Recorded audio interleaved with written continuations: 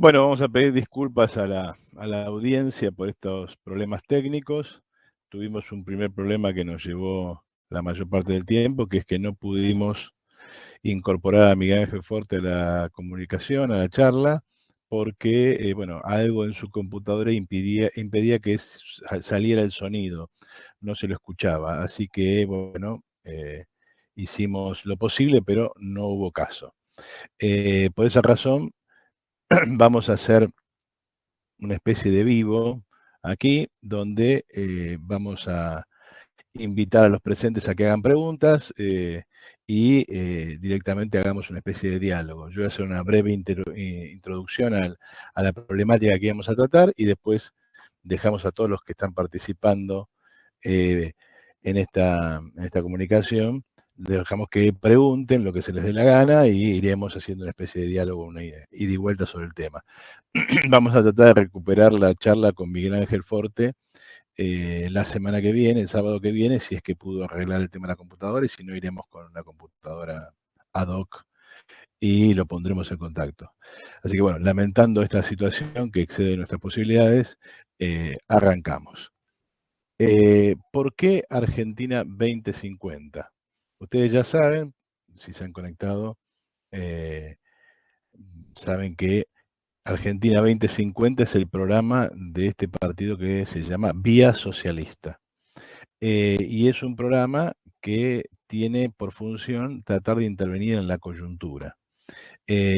A los que han leído el texto, recuerden que el texto está gratis en la página de Vía Socialista, se lo pueden bajar en PDF, y si no, también lo pueden comprar, por supuesto, en alguno de los puestos donde los compañeros están buscando cumplir con la obligación de la afiliación, o también en el local de la librería Barrilete o por Mercado Libre.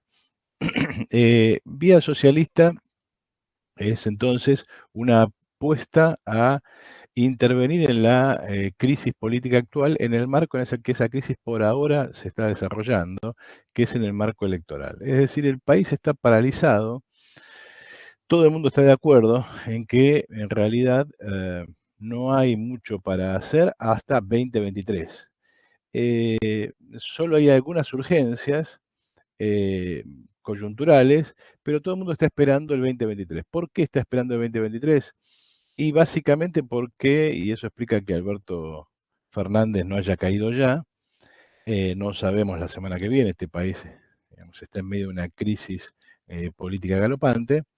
Eh, Nadie quiere de la oposición hacerse cargo de este problema, es decir, estamos en medio de una crisis de una magnitud gigantesca, los problemas que tiene la economía argentina son notables. Esta es una, como lo dijimos muchas veces, es una crisis del 2001 en cámara lenta, pero que ha empezado a acelerarse y que se manifiesta ahora de una manera muy dramática, con algunos indicadores que todos los días eh, se ven por la televisión, por los diarios, por los medios, por las redes, básicamente el dólar y por otro lado la inflación.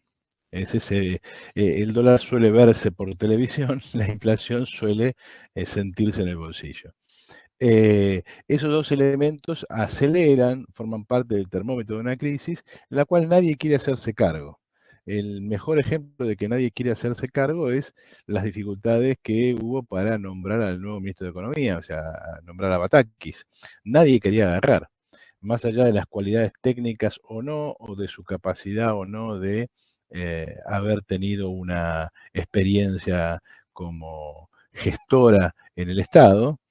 Esas son normalmente las cualidades que se buscan de un ministro, es decir, alguien que tenga una solvencia técnica garantizada en términos de su educación, pero sobre todo alguien que haya puesto todo eso sobre la mesa en experiencias concretas y que haya salido del escritorio, que haya podido en el terreno justificar su pericia. Batakis tiene, digamos, alguna experiencia en ese sentido, bien que en una provincia, y tiene un currículum académico que no es despreciable, pero es evidente que más allá de esas virtudes, o más o mejores o peores, es evidente que es una figura de segunda línea y que aparece cuando a todo el mundo se lo consulta y todo el mundo dice no. Y todo el mundo dice no porque nadie quiere agarrar esto porque no hay un soporte político adecuado. La oposición no quiere que Alberto Fernández caiga porque, primero, tiene una crisis interna muy notable, y segundo, porque tendría que asumir para hacer lo que Alberto está tratando de no hacer y la realidad lo obliga, es decir, un ajuste más bestial que el que ya venimos sufriendo, un ajuste sobre el ajuste. Recuérdese que la economía argentina viene a los tumbos y virtualmente en recesión desde el 2011. De modo tal que esto es llover sobre mojado, como diría Silvio Rodríguez. Por otro lado,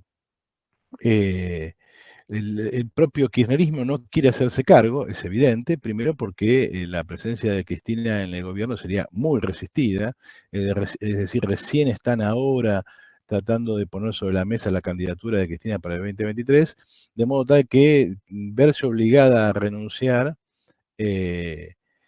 verse obligada a asumir por la renuncia de Alberto significaría un problema político sustantivo y sobre todo con las variables económicas en la forma en que están y sobre todo sin capacidad de poner en práctica probablemente nada sustantivo. De modo tal que Alberto sobrevive simplemente porque nadie quiere echarlo. Es, como lo hemos definido en otro lado, el cordero del sacrificio. Todo el mundo está esperando que la crisis sobrevenga y que alguien se sacrifique, y ese que se sacrifica tiene que ser Alberto porque nadie quiere ocupar ese lugar. Eh, ¿Cuánto tiempo va a durar esto? No lo sabemos, pero esto es lo que hace que la expectativa vaya pasando por el plano electoral, no por la calle. Y uno podría preguntarse, con esta inflación galopante y con esta situación económica, ¿por qué no hay más movimiento en la calle, salvo el movimiento piquetero? Ahora en sus dos versiones, es decir, el movimiento piquetero más independiente del Estado, aunque esa independencia es relativa, es decir, básicamente organizaciones como el Polo Obrero y sus socios en ese gran agrupamiento que constituyen ahora, que se moviliza muy masivamente, y los piqueteros directamente estatales, oficiales, o sea, básicamente el movimiento Evita. Incluso la CETEP, lo que es decir, estamos en una situación en la cual lo que se está moviendo tiene que ver, más allá de las ideologías que van del trotskismo a la iglesia, pasando por el nacionalismo, se está moviendo un sustrato específico de la clase obrera, la población sobrante, aquella que vive de, como diría Marx, la caridad pública. Eh, entonces, salvo eso, el resto no se está moviendo demasiado, muy poco. En parte tiene que ver con que las paritarias tienden a arreglar por algo muy parecido al nivel de la inflación, y aunque hay evidentemente un retraso en eso y los asalariados van perdiendo en esa carrera, la pérdida todavía no es suficiente como para arrastrar a la gente a la calle en un contexto como el actual. Eh, digamos, en sentido estricto, el ajuste todavía no fue hecho. Y eso puede querer decir que, o puede alguien creer que estamos diciendo que el gobierno de Alberto no es un gobierno ajustador, simplemente estamos diciendo que Alberto, las magnitudes de ajuste que hemos visto hasta ahora no se corresponden con las necesidades de la crisis. Dicho de otra manera, está por venir lo peor. Y para evitar lo peor, es que se emite moneda, por eso la cantidad de emisión de moneda y la disparada del dólar es el correlato de este intento de evitar a las masas en la calle y llegar al 2023 de alguna manera. Por eso el plan de Cristina es el plan aguantar, toda la discusión es si le aguanta. Eh, entonces, en ese contexto, solo se mueven los piqueteros y por una cuestión, si se quiere, coyuntural o si se quiere, local. No se mueven necesariamente por el monto de los planes, aunque eso está claro que forma parte del reclamo, sino sobre todo por el lado del piqueterismo oficialista, se mueven porque temen, no temen, digamos, arbitrariamente, no es alguna idea, digamos, que se les ocurrió en alguna noche de desvelo, sino que han sido amenazados directamente por eso, por la jefa, temen que se los excluya del aparato de repartos de esta caridad estatal. Es decir, temen que se los deje afuera del mundo de los planes, que bajo diferentes formas y bajo diferentes propuestas, en realidad lo que quiere Cristina es centralizarlo en otras manos, centralizarlo en la Cámpora, centralizarlo en los gobernadores amigos, centralizarlo en los intendentes. Es decir, si uno examina un poco la estrategia de Cristina, es callémonos frente a Batakis, dejemos que haga cierto control de daños, cierto ajuste soft, como para llegar hasta 2023, y al mismo tiempo inauguremos una especie de plan Platita B, que consiste básicamente en repartir eh, la platita, como decía el ex ministro de Salud de Kicillof, pero cambiar de manos quién es el que reparte. Entonces acá el problema es más bien no por largar más plata a la plaza, no por incrementar el gasto social, ¿no? Sino por la vía de que ese gasto social pase a otras manos y dejar afuera todo el aparato de los piqueteros cuasi estatales y los piqueteros estatales. Es decir, habría un ajuste interno que no significaría una expansión del gasto público mayor del que ya tenemos en marcha. En ese contexto, los que se mueven son las organizaciones piqueteras, no se mueve mucho más y todo el mundo está esperando al 2023. Por otro lado, la crisis del sistema político argentino es tan grande, hay un aire a que se vayan todos muy evidente, y ese aire a que se vayan todos está siendo canalizado por, como dicen los kirchneristas, la derecha, es decir, está capitalizado por Milei, y no solo Milei, sino por todo el arco electoral eh, que acá apareció Miguel. ¿Me escuchan ahora? Ahora sí, Miguel. Bueno, ahí estamos. Por fin. Bien, estaba haciendo yo una breve introducción. Mira, Bueno, lo que pasa es que dicen que lo que cuesta vale, ¿no?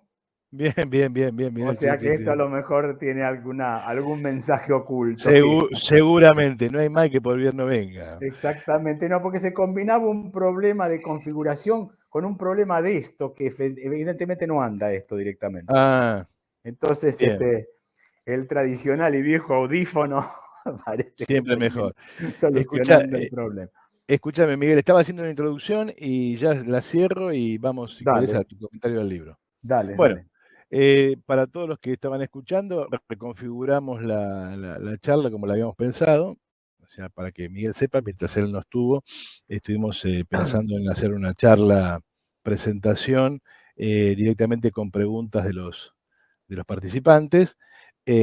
Ahora que él volvió por sus fueros, digamos, vamos a retomar el formato inicial. Entonces, termino con esta introducción. Decíamos entonces que no se mueve demasiado por abajo, por lo menos por ahora.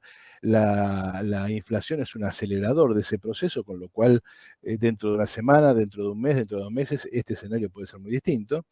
Sobre todo porque la inflación tiende a sacar a la calle a aquellos que viviendo de un salario no pueden ajustarlo de una manera más o menos automática, por más que las paritarias sean libres. Así que esto puede desbocarse en cualquier momento. De todas maneras, el escenario que está planteado es el escenario electoral, por lo menos por delante. Con esto no queremos decir que nosotros no estaríamos contentos si el escenario electoral desaparece y se abre un escenario de lucha callejera. No, al contrario, estaríamos muy contentos porque efectivamente quiere decir que la acción de las masas adquiere un volumen muy superior. Lo que nosotros señalamos es que no podemos seguir yendo a escenarios electorales en medio de una crisis que incluso dada la situación actual puede depositar el poder en manos de algún partido de izquierda. Eh, a ver, Castillo no era candidato ganador 2 meses antes de las elecciones. Boric no era candidato ganador 2 meses antes de las elecciones. Es decir, en el plano electoral, los cambios y los giros en toda América Latina están siendo muy, pero muy sustantivas. Y sobre todo tienden a ir por el lado de los márgenes. Piensen que Boric es un muchacho muy joven, diputado por la punta sur de, de, ¿cómo se llama? De Chile, es de Punta Arenas, o sea, al fondo de todo, como si dijéramos alguien que viene de Ushuaia, y siendo muy joven y corriendo por izquierda dentro de su propia agrupación, logra ganar la interna primero y después ganar las nacionales. Incluso dentro de la oposición chilena, o sea, mejor dicho, dentro del oficialismo chileno, quien llega a disputarle la posibilidad de la presidencia a Boric es otro personaje digamos, completamente marginal o menor, un tipo al estilo Bolsonaro, Kast. Bolsonaro es otro ejemplo de alguien que saliendo más bien del margen termina batiendo al partido que gobernaba durante más de una década Brasil. Y así podríamos seguir dando ejemplos.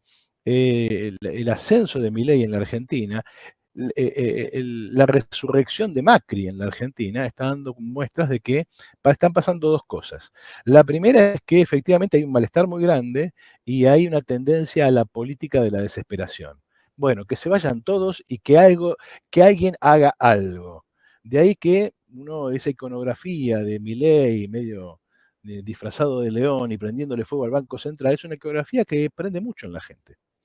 Y entonces, por un lado, entonces, la crisis política tiene ese elemento de desesperación y de crisis que por ahora beneficia a la derecha, pero en cualquier giro de la historia podría darse vuelta. Y digo beneficia a la derecha porque lo que está en marcha hoy es un consenso liberal. Y eso es otra de las cosas por las cuales nosotros presentamos a Argentina 2050. O sea, hay que luchar contra el consenso liberal. La Argentina tiene una crisis y, por desgracia, el nuevo fracaso del kirchnerismo, y diríamos el enésimo fracaso del peronismo, vuelve a dejar a las masas indefensas frente a la derecha, la reacción, le llamemos como le llamemos, y las deja otra vez indefensas, sin defensa, en este caso sin defensa ideológica de ningún tipo. Hoy que alguien hable del Estado en la Argentina es prácticamente un nazi. Si uno dice que va a tener algún tipo de política proestatal, es porque es un nazi, porque está en contra de las libertades públicas, porque quiere fusilar a la gente, porque nos quiere matar de hambre, quiere Corea del Norte o Venezuela. De hecho, si ustedes se fijan, esa idea de la Argentina hacia Venezuela es una de las ideas que rondan las redes con una insistencia y una popularidad enorme. De modo que contra ese consenso liberal hay que batallar. Por eso Argentina Socialista se plantea dos problemas. Primero, insisto con esto, nos gustaría el desarrollo de una crisis política, no porque nos guste la crisis política, digamos, ojalá las cosas pudieran resolverse de otra manera, en amables debates en los cuales una vez que alguno de los dos se dio cuenta, o de los tres o de los cinco se dio cuenta de que no tiene razón, dice amablemente, bueno, Del Caño, Bregman, cualquier otro, como ustedes me han ganado el debate, aquí entrego el poder social y ustedes pueden hacer con ellos lo que quieran. Bueno, eso no existe. No existe ese tipo de transición. El poder social es objeto de lucha y a nosotros nos gustaría que en esta crisis la clase obrera, digamos, desarrollara otras formas de lucha. Pero si es que vamos a ir al elemento electoral, si vamos a entrar en la batalla electoral, y todo parece que va a ser así, y viene siendo así desde el 2001, digamos, no hay que estar, digamos, en esa posición de esperar el milenio todos los días, hay que estar preparado para otra posibilidad, para un plan B. Si es que vamos a ir a las elecciones, no podemos ir a las elecciones con el modelo Jodita para Tinelli, es decir, votame porque tengo que estar, pero no tengo ningún plan. Y como no tengo ningún plan, más vale que me votes y yo entre, pero no me votes mucho, no sea que gane y después no sé qué hacer. ¿No? Acá Miguel se ríe, pero es así. Es decir, la mayor parte de los partidos de izquierda van a las elecciones con cosas muy vagas, algunas que son medias disparatadas, otras que no tienen sentido. La nacionalización del comercio exterior. Y si votan en las retenciones, no la precisás la nacionalización del comercio exterior, porque lo único que tiene que hacer es intervenir en la soja, lo demás no tiene mucha importancia. La nacionalización de la banca. En la Argentina no hay bancos. En la Argentina los bancos son cajeros. No hay banca de inversión, no hay banca hipotecaria, no, por lo tanto, es absurdo, los bancos están para prestarle al Estado. ¿No? Entonces, no conseguís nada con eso. Fábrica que para, fábrica que se ocupa. Sí, está perfecto, pero en Argentina lo que tiene es una parálisis industrial desde hace más de una década. No crece, no se desarrolla. Entonces, los problemas de la Argentina son otros. Los problemas de la Argentina tienen que ver con otras dificultades que están expresadas en Argentina 2050, básicamente el problema de su productividad, y para eso hay que tener un plan. Si llegamos a las elecciones si llegamos al gobierno por las elecciones, vamos a tener un problema. El gobierno no es el poder y eso es un problema. Pero si llegamos al gobierno, no podemos decirle a la gente, bueno, ahora no sé qué hacer. Ahora nosotros renunciamos porque en realidad el socialismo solo es posible mediante insurrección. Y como hemos tenido demasiada suerte en las elecciones, no podemos hacer nada. O si no viene el socialismo mundial, no hacemos nada. No, digamos, tenemos que hacer algo, tenemos que tener un plan. Y un plan que sea racional y que vaya a resolver el núcleo de la problemática argentina. Por eso Argentina 2050 señala esto. Hay que poner sobre la mesa un plan. La segunda cuestión que señala es que ese plan tiene que ser coherente con los problemas reales de la Argentina, o sea, la productividad de su trabajo.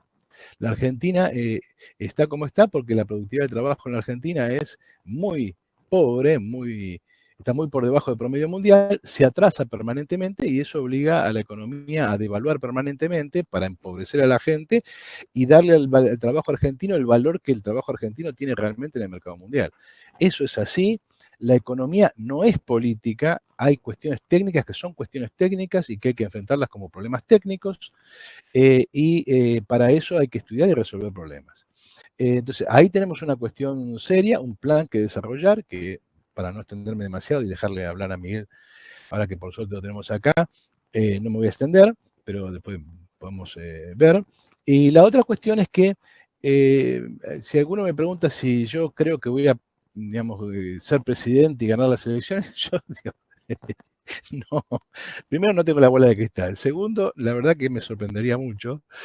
Tercero, ni sé si voy a ser candidato yo de vía socialista si llegamos a presentarnos a las elecciones.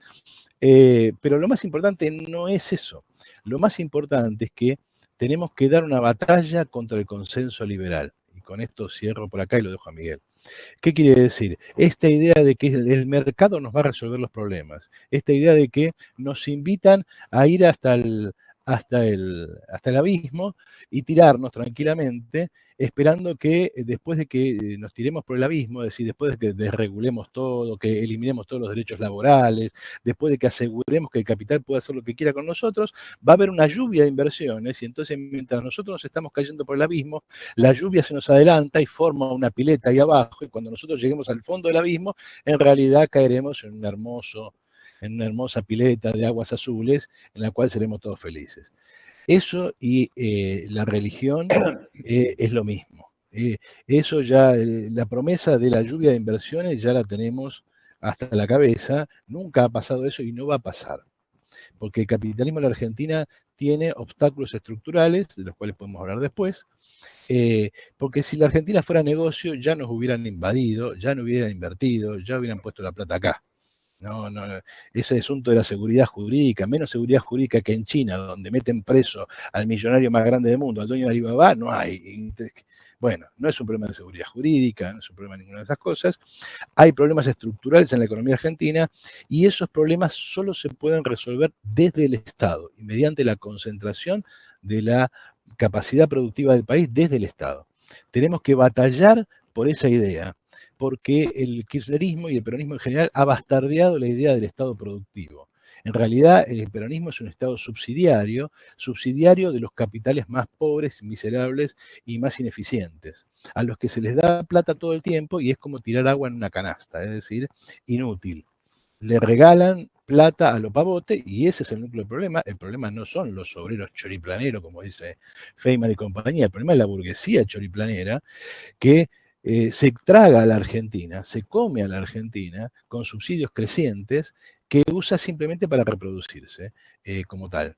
Entonces, Argentina 2050 tiene esta función, ofrecer un programa que trata de pensar problemas técnicos reales y batallar contra el consenso liberal. Si nosotros no hacemos eso, si nosotros no le damos una alternativa a la clase obrera, es decir, si nosotros no hablamos de cosas reales, si nosotros no imponemos la idea de que es a través del trabajo colectivo sintetizado en un Estado con contenido obrero y popular, entonces la batalla la van a ganar ellos. Y ahí no importa si el poder se conquista o no por elecciones, por insurrecciones, la vamos a perder. Porque a una insurrección triunfante que no pueda resolver los problemas técnicos reales de la economía argentina, va a perder. ¿Por qué? Porque nadie se juega por una sociedad que no le resuelve los problemas. En un momento, y con esto cierro, yo recuerdo muy vívidamente el momento en el que Violeta Chamorro le gana las elecciones al Frente Sandinista, que en su momento fue una gran ilusión de la izquierda, ¿no? La revolución sandinista. La revolución sandinista tuvo muchos problemas, muchos límites, no viene al caso ahora, pero es interesante una cosa que se decía en las calles de Nicaragua. Nos pusimos la camiseta y votamos a la Violeta. Es decir, parecía haber una enorme influencia del Frente Sandinista, una enorme influencia política, pero la gente terminó votando para resolver problemas muy elementales que el sandinismo no resolvía. Y una revolución triunfante, por la vía que sea, por la insurrección más gloriosa, por una victoria electoral que nos permite, mediante mecanismos que no se han visto nunca, por supuesto, llegar al poder, por la vía que sea, si no resolvemos problemas reales, no hay posibilidad no solo de un triunfo duradero, sino ni siquiera que nos podamos mantener en el gobierno en un plazo razonable, porque la gente está pasando por una situación muy grave, se juega la vida y no está para joditas para Tinelli. Bueno, y con eso cierro y le doy la palabra a Miguel, a que de paso le agradezco su tesón y su voluntad por estar aquí, porque la verdad que, la verdad que la pasamos feas mientras el micrófono no andaba. Gracias, Miguel, por estar acá. Bueno, en realidad quiero agradecerte mucho la invitación, Eduardo, a vos y a Razón y Revolución y Vía Socialista, que en realidad varias veces me han invitado a distintos eventos y por una razón u otra no se ha dado. Así que la verdad estoy muy contento de estar acá con ustedes, compartir esta velada. Ustedes son gente extremadamente estudiosa, esto es una cosa que me consta y le consta a la gente que me rodea, a mi hija, que es de historia, fue alumna tuya, por otra parte, mira vos un poco. La verdad que yo me siento muy halagado con esta invitación, ¿no? Y de haber leído tu libro con mucho detenimiento, con mucho detalle, con mucha atención, porque en realidad yo creo que tu libro es un punto de inflexión en la literatura de izquierda en la Argentina, ¿no? Porque, es decir, te has metido a trabajar sobre problemas en donde la izquierda, digamos, lo hemos pasado muchas veces por alto y no hemos dado continuidad al análisis primordial que vos estás haciendo. Es decir, vos decís, bueno, la Argentina hizo trampa para entrar al capitalismo, ¿no? Y vos manejás ironías que realmente son muy ilustrativas, ¿no?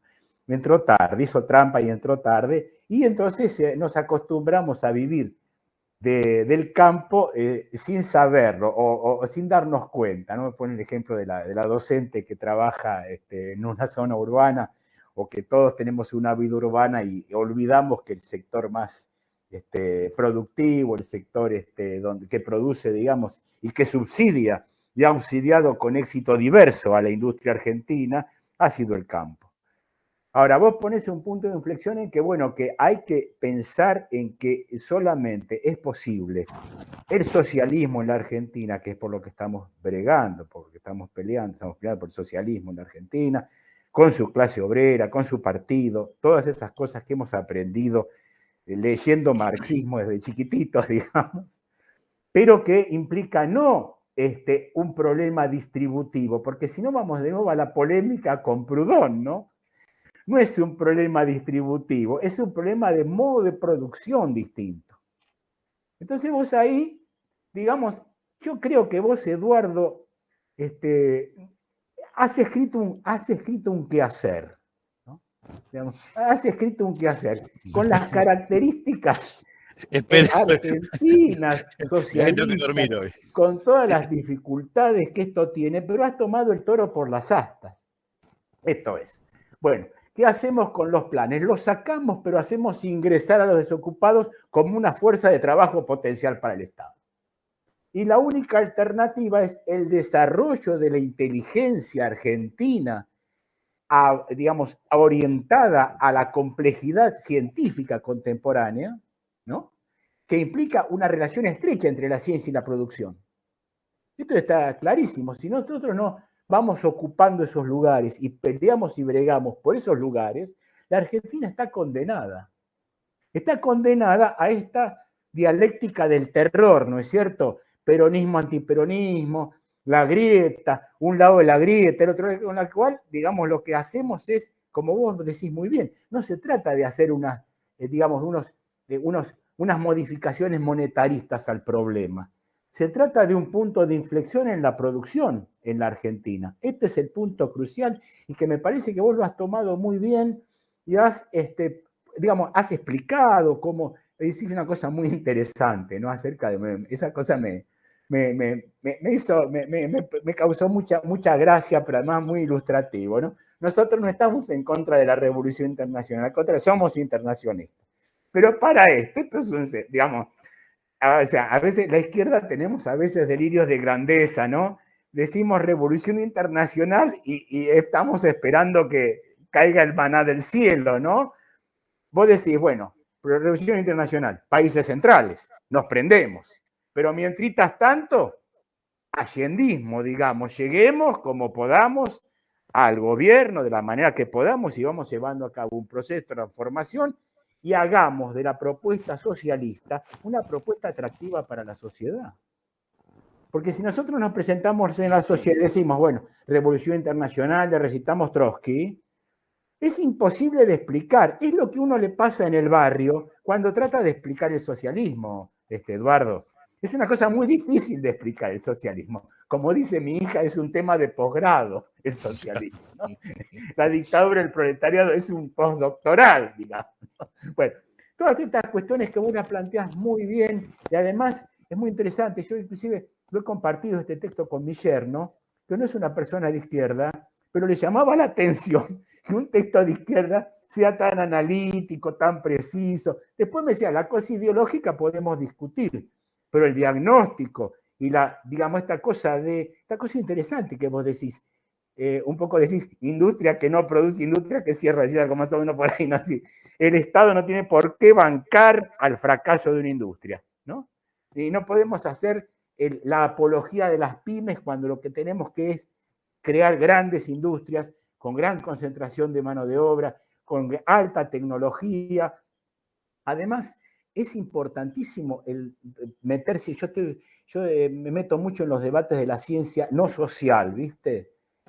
Y la ciencia no social se está preguntando cosas tremendas como si existe el tiempo, por ejemplo, ¿no? Existe el tiempo, existe la ciencia. Entonces, hacen preguntas que vos no sabés si están haciéndote una broma o se han transformado en sociales también, porque ahora de la sociedad, viste que hablan todas las ciencias. Todas las ciencias hablan de lo social.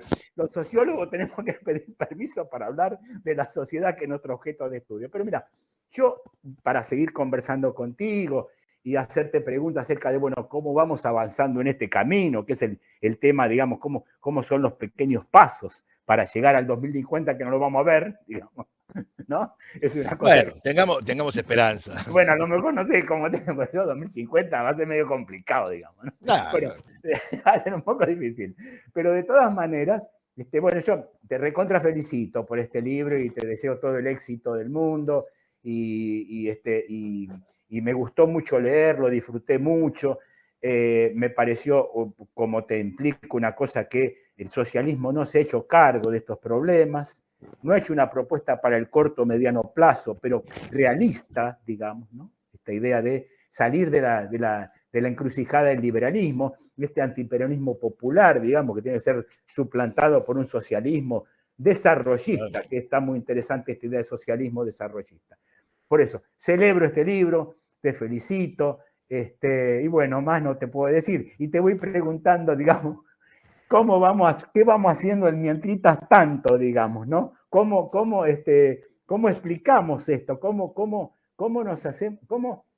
hacemos de esto, en definitiva, lo que se esboza acá está muy bien, una propuesta atractiva para la sociedad, Eduardo? Esto es lo que a mí más me interesó, ¿no? Que se entiende a dónde vamos, digamos, ¿no? Se entiende.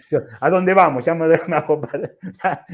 Vamos, digamos, ya me estoy como invitando, digamos. Pero bueno, te felicito y celebro tu libro y yo creo que es, insisto, esta idea, un quehacer contemporáneo, ¿eh? Es un quehacer contemporáneo. Bueno, Muchas gracias, Miguel. Le juro a los que nos están escuchando que no le prometimos plata, dólares, euros, ni viajes, ni nada por el estilo, ni tenemos ningún parentesco. Así que, digamos, no. Por un lado, bueno, te agradezco mucho los comentarios y la idea un poco, Argentina 2050 es un libro en movimiento, es decir, un libro para ir construyendo, ¿no? Entonces, en algún momento dijimos, bueno, esto va para este lado, tenemos que tomar una decisión y lanzarnos. Durante mucho tiempo estuvimos ligados a las mismas experiencias que tuviste ligado vos, a la izquierda trotskista, ese tipo de cosas. Evaluamos que por ahí la cosa no va, y entonces dijimos, vamos nosotros, vamos por este lado y vamos a ver qué pasa. Puede salir bien, puede salir mal, pero digamos, nuestra obligación es intentarlo. Y entonces, Argentina 2050 es un libro en construcción, o sea, no es un producto terminado. Es una idea genérica que está tirada sobre la mesa para empezar a trabajar. Y de hecho ahora, y aprovecho para pasar el chivo, estamos trabajando con mucha gente que se ha acercado para darle a ese libro un cuerpo más denso. De hecho, en el Aromo, que es nuestra prensa, digamos, dedicada a la difusión de las ideas, hemos tomado la idea de que todos los números tienen que surgir, tienen que mantenerse, digamos, sobre la mesa, propuestas concretas que vayan en línea de este proyecto. Es decir, que no es que yo llego ahí con esta idea general y veo qué pasa, ¿no? Entonces, ahí empiezan a sumarse un montón de gente, ingenieros agrónomos, técnicos, Claro. que proponen cosas. Y vos te das cuenta que en la Argentina hay mucha inteligencia, No, y muchísimo. mucha inteligencia de izquierda en el sentido genérico. Es decir, una de las cosas que surge, por ejemplo, es que se acerca mucha gente kirchnerista. Y entonces uno dice, bueno, ¿qué estoy haciendo mal? O sea, macristas no se acercan, pero bueno, a más de uno le ha dicho que le ha gustado. Entonces uno se pregunta, digamos, ¿cómo puede ser? Y tiene que ver con qué. Con que detrás de mucha gente que vota a Macri o vota a Cristina, el kirchnerismo, lo que hay es cierto hastío por el pasado, cierto hastío por una sociedad que está estancada y que no va a ningún lado, y que está esperando hacer algo. A ver, hagamos algo para que salgamos de este pantano.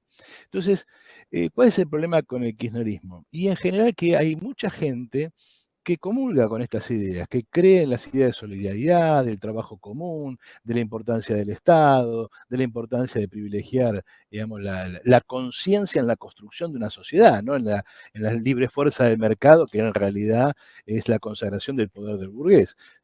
Hay mucha gente que cree en estas cosas genuinamente, ¿no? Por ahí estamos demasiado acostumbrados a la caricatura del kirchnerismo, que, bueno, sus dirigentes se empeñan en, digamos, en dibujar todos los días, ¿no? Porque hace un esfuerzo importante, hace un esfuerzo importante, pero hay mucha gente que es valiosa, que dice, mira, yo voté, me entusiasmé con esto, pensé que esto iba por este lado, pero la verdad que creo que es posible hacer algo con la Argentina, que es posible construir un país y que hay mucho recurso para eso. Y entonces ahora estamos en esta etapa de darle densidad al programa, es decir, de acercar grupos de trabajo, gente que se acerca a trabajar con nosotros y que quiera, digamos, construir ese programa lo más prácticamente posible. Por ejemplo, en el último número sacamos un texto sobre cosas que uno dice, bueno, pero ¿y eso qué tiene que ver con el socialismo? Bueno, tiene que ver con esto que hablamos, una propuesta real, concreta sobre las cosas. Ver que vos estás sobre el tema y que estás trabajando sobre terreno firme, que no son generalidades. Por ejemplo, biodigestores para pueblos de menos de 50.000 habitantes, que por un lado te permiten limpiar las aguas locales, te permiten producir, ¿cómo se llama? Fertilizantes de origen orgánico y además te producen biogás. ¿Sí? Y es una propuesta para decenas, centenares, miles de pueblos de la Argentina que le podría dar empleo a 30.000 personas con muy poca plata y que además te permitiría producir un insumo exportable, incluso un insumo que ahora está por las nubes, porque con la falta de gas que hay, digamos, todo lo que son fertilizantes, ese tipo de cosas, están, digamos, por las nubes. Y lo importante de esto es que vos decís, bueno, pero vas sumando este tipo de cosas, ¿no? Ahora vamos a ver un proyecto sobre piscicultura que podría cambiar la dieta argentina, una dieta extremadamente cárnica. Sí, eso aparece en tu texto, eso Claro, lo mencionás, claro, claro, claro. y eso te da saldos exportables, te permite mejorar la salud. Es decir, tenés un montón de cosas desde lo más macro a lo más. Una cosa que hay que, digamos, y ahora lo vamos a sacar en el próximo aromo, es digamos, replantear el problema de la ecología y el problema de la minería. Es decir, tenemos que pensar seriamente el problema de la minería, porque entre Vaca Muerta y el cobre, en la Argentina hay 3 complejos sojeros. Por ahí la gente no se da cuenta de lo que esto significa, pero complejo sojero, digamos, trae a la Argentina más o menos por año una cantidad de miles de millones de dólares gigantesco. Ahora, Vaca Muerta funcionando la mitad del tiempo, un cálculo hecho por Enrique Arceo, alguien que trabajó con el kirchnerismo y que hasta donde yo sé es de ese lado, señala que Vaca Muerta funcionando a la mitad de su potencial te da 2 complejos sojeros por año. ¿Te imaginas la cantidad de dólares que es eso? ¿No? Y no tenés eso, ¿por qué? Porque no tenés un caño. O sea, porque estás en el medio del desierto, tenés una coca y te falta la pajita para tomar la coca. ¿No? Es un delirio, ¿no? Y el tema de la minería del cobre, por ejemplo, es un problema. Entonces, sin dejar de lado la cuestión ecológica, al contrario, abordándola como corresponde, porque, como insisto yo, digamos, hacer negocio con el medio ambiente no es buen negocio, hay necesidad de plantearse esos problemas, igual que el ámbito de la energía. Entonces ahora estamos trabajando en esto. Llamamos a formar grupos de técnicos para darle a todo esto el planteo más concreto que se pueda. Y sobre todo batallar contra este consenso liberal. Hay mucho que batallar, por ejemplo, en el campo de los desocupados. Sí, eso lo hablamos, claro. El campo de los desocupados, sobre todo porque ahora está puesta la mira ahí, porque es la quinta esencia de son todos vagos, son todos. Claro. O sea, el desocupado para el capitalista es una bendición porque le permite tener salarios bajos, pero al mismo tiempo, cuando los tiene que mantener, porque el desocupado se enoja y dice, bueno, algo tenés que hacer con mi vida, ¿no? En ese momento pasa a ser una desgracia. Y en realidad tenemos ahí una gigantesca riqueza humana que no estamos aprovechando. Hay 1,5 millones de tipos que están desocupados en la Argentina que son una masa productiva, ya calificada, por mínimamente calificada que esté, ya está calificada, y no la estamos usando. O sea, hasta Keynes sabía de eso, ¿no? Y sí, nosotros, sí. entonces... Y esta idea tuya de incorporar al Estado toda esa masa de desocupados para producir trabajo, digamos, ¿no? Claro, entonces, sobre esa base, ahora, lo que necesitamos también, y ahí es donde va el mangazo a los sociólogos, y vos sos uno de los más reputados, así que bueno, por ahí va también, entonces, es, digamos, que abandonemos, sobre todo, lo digo de los sociólogos, pero ¿viste? Yo doy clase en sociología y soy muy patotero, por costumbre, pero cuando parezco Sarmiento, ¿viste? Provinciano en la capital, porteño en la provincia, pero no, cuesta abandonar esa idea de la ideología posmodernista, que está metida y tiene la cabeza puesta en cualquier otro lado, que no ve los problemas reales, y por sobre todo las cosas que le opone al consenso liberal, cosas, digamos, mágicas, digamos, del estilo de leyes de cupos y cosas que no resuelven problemas, y por lo general, digamos, le dan pasto al bolsonarismo. O sea, el bolsonarismo consiste en eso, en que después esos cupos se transforman en leyes de privilegios y que esas leyes de privilegios le muestran al hombre común, tipo, viste, un día de furia, yo soy el único infeliz que labura y claro, todos sí. viven a costa mía. Un poco de eso, sí. Y entonces vos fijate cómo, bueno, pero entonces tenemos que recuperar el universalismo. Tenemos que recuperar la idea de soluciones para todos, ¿no? Y me parece que ahí el socialismo, algunos me decían, ¿y por qué le pones socialista? Si no le pusieras socialista tendrías más público. Pero si esto es socialista, ¿de qué andamos hablando? Claro, además no le quiero regalar la palabra a nadie. Pero por supuesto, porque se trata de eso, ¿no? Claro. No es una solución capitalista la que vos estás planteando en el libro. No. Es una propuesta socialista que tiene distintos momentos en donde la economía va a tener que tener momentos distintos. Economía mixta, va a tener que trabajar, las pymes van a seguir. Bueno, todas esas cosas que uno va planteando hasta que se llegue, bueno, a un lugar que no sabemos cuál es tampoco, ¿no? Porque ese socialismo nunca estuvo en ningún lado tampoco. Nunca hemos logrado un socialismo así como está en los libros, ¿no?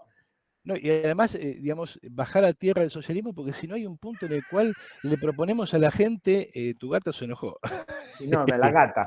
La gata. Bueno. Tengo tres. Esta es la más dependiente, la negra. Yo a mi perra cuando hago estas cosas la guardo porque si no viene a jorobar. Entonces, no, tenemos que bajar un poco a tierra la idea del socialismo. O sea, lo pintamos tan lindo, tan maravilloso, que, digamos, bueno, está bien, está muy bonito, pero ¿y cuándo llega eso? ¿Cuándo? Entonces, hay un punto en el cual uno dice, mira, sí, si no se extingue la ley de valor, si no hay revolución mundial, está. Digamos, Trotsky, pero ¿qué hacemos mientras? ¿Qué hacemos mientras? ¿Qué le decimos a la gente? No le podemos decir hay que esperar que no se puede. Claro, entonces, bueno, mirá, yo le propongo algo más pedestre. En el 2050 vamos a trabajar menos, vamos a tener un nivel de vida más elevado, vamos a privilegiar la inteligencia sobre el sudor y vamos a tener un país que tenga una capacidad tecnológica pujante, no un país atrasado. Bien, si eso es socialismo, bien. Si no es socialismo, digamos, lo compro igual, digamos, porque es un país donde no hay desocupación, donde la gente trabaja 6 horas por semana, por día, y donde la gente, digamos, tiene un nivel de vida sueco, y bueno, y yo te lo compro, digamos, no sé cómo, pero te lo compro. Después hacer la disquisición que quieras, ¿no?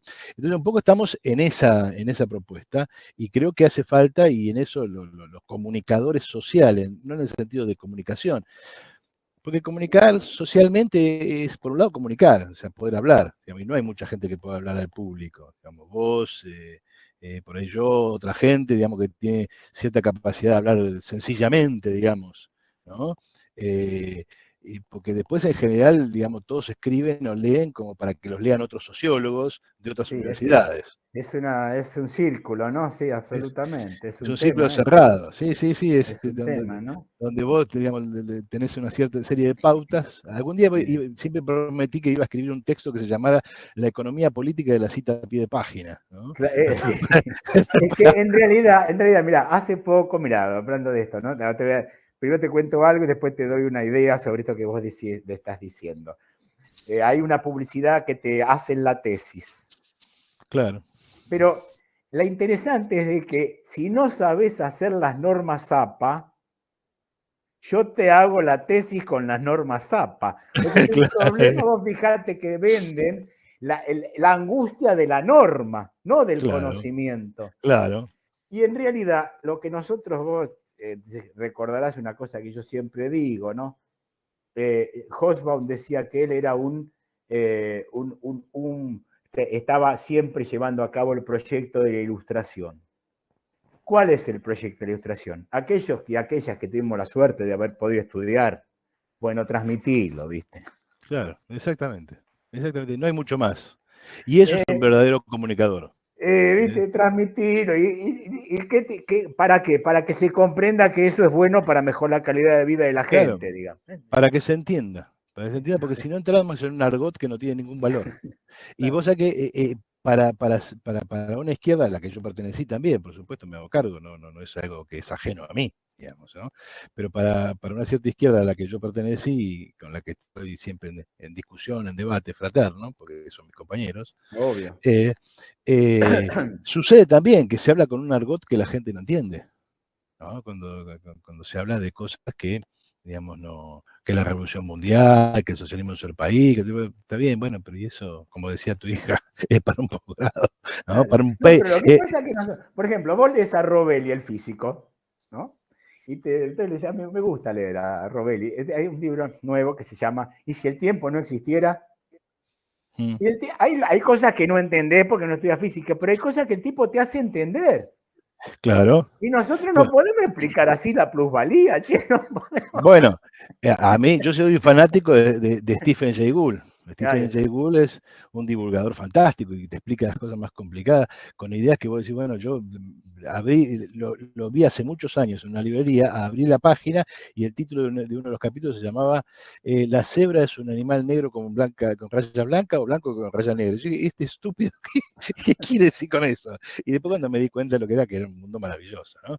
Pero bueno, tenemos que hacer estas dos cosas, darle contenido técnico al asunto y la mayor difusión posible de estas ideas y sobre todo de esta lucha contra el consenso liberal. Porque en este consenso liberal han entrado todos, hasta el kirchnerismo, porque vos fíjate, se reúne con Melconian. ¿Y para qué se reúne con Melconian? Para decirle a la burguesía, claro, además para decirle a la burguesía, yo también puedo gobernar. Pero escúchame, acabaron, no lo trajo el Chacho. ¿Cómo? Por ejemplo. Obvio. Entonces, bueno, el menemismo, ¿qué fue? Bueno, pero escúchame, para los gobernadores santacruceños, la pareja presidencial, Cavallo era el mejor ministro de Economía de la historia. ¿no? Eso está. Pero Néstor no decía que le había enseñado economía a Cavallo. Pero no lo decía públicamente. Sí, eso, claro. Bueno. Entonces, contra ese consenso liberal que está preparando una verdadera masacre social en la Argentina, porque si esta gente llega al gobierno, lo que tiene pensado es una masacre social. Contra eso hay que desarrollar esta idea. No nos salvamos individualmente, no es por mecanismos ciegos de mercado, es el trabajo consciente sobre la construcción de nuestra propia vida. Porque ¿qué es el socialismo? Es una sociedad que conscientemente decide cómo hace las cosas y qué hace y qué no hace. ¿no? Entonces, y la participación plena en las decisiones del Estado, como decía Lenin, ¿no? Exactamente. Desde la cocinera hasta el gerente de la empresa, todos participan, digamos. Y además sentirse parte de un proyecto en el cual vos construís algo. Porque además ahí es donde brota el carácter social de la vida humana, que vos lo ves por todos lados, ¿no? Esa voluntad, ese querer hacer, eso que uno encuentra en Adam Smith, paradójicamente. Adam Smith tiene... en teoría de los sentimientos morales, habla de la simpatía, ese sentimiento que nos hace sentirnos felices por la felicidad ajena. De eso los liberales no se acuerdan. ¿no? Solamente, digamos, la idea de que haciendo el beneficio propio... Claro, solamente se ocupan del egoísmo, esa le gusta, la otra no. Pero entonces, hay que apelar a eso, a la bueno, pero las tres fuentes y tres partes integrantes del marxismo de Lenin, ¿qué dice Lenin del socialismo? El socialismo es economía política clásica, dialéctica hegeliana y socialismo francés. Claro.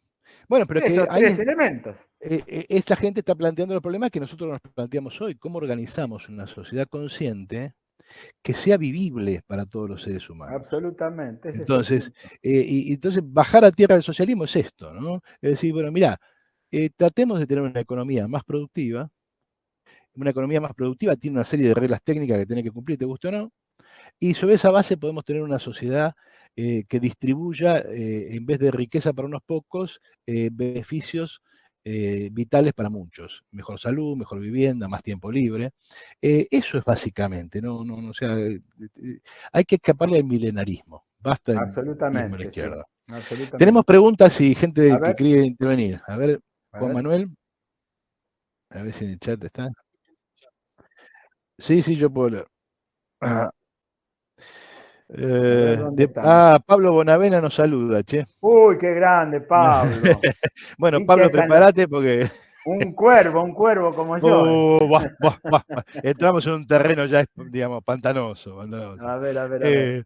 Y César hace también un saludo. Gente saluda, no quiere preguntar nada, parece. Felicitaciones, saludos. Bien. Saludos a Eduardo y Miguel, Pablo Bonavena. A Pablo lo vamos a comprometer para la próxima. Y tenemos que hacer algo con él, siempre. Sí, además es maravilloso porque cada vez que hay elecciones, uno espera la voz de Pablo diciendo otra derrota de la clase obrera. Bueno, patotealo así. Es maravilloso. Otra derrota de la clase obrera. Ahora, claro, lo que pasa es que con Pablo, viste, sobre todo, dado su tamaño y su prosapia, no te podés pelear demasiado. No, por supuesto. Además, vos sabés que Eh, la familia Bonavena estaba dividida entre hinchas de Huracán y de San Lorenzo. A él le claro, tocó San Lorenzo. la parte católica, digamos, ¿no? Claro.